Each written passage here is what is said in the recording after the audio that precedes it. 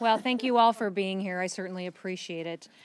We have a lot of speakers today that would like to talk on this important piece of legislation that we're going to discuss. It's the House Republican proposal to the reauthorization of the Violence Against Women Act.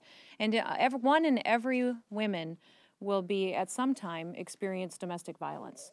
So nationwide, that's 38 million women, or in my home state of South Dakota, over 100,000 women that at some time will be impacted by domestic violence. My mother currently serves at a shelter in a small town in Watertown, South Dakota. And what is so key and so important is that violence knows no bounds. It can impact the rich and the poor. It can happen in large cities, and it can happen in very small communities like I live in.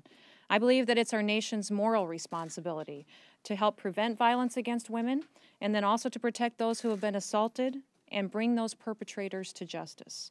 In 1994, our nation made a commitment with the authorization of the Violence Against Women Act. And for nearly 2 decades, this law has been a testament to that commitment that we have made.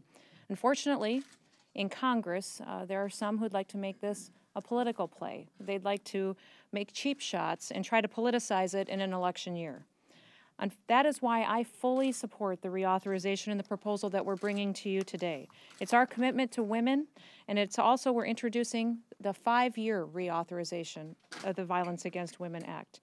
This bill, some specifics on it, is that it provides the same level of funding as the Senate version to help protect those victims of violence, sexual assault, and stalking. It also requires that more money go directly to victims to help defend them with their bureaucratic, and keeps the money from going to bureaucratic expenses. It also dedicates more funding to help process the backlog of rape kits that we've seen in this country.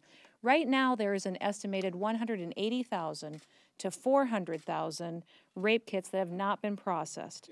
That is too many women wondering who their attackers have been, and also too many rapists who are potentially walking free. Violence against women is never okay.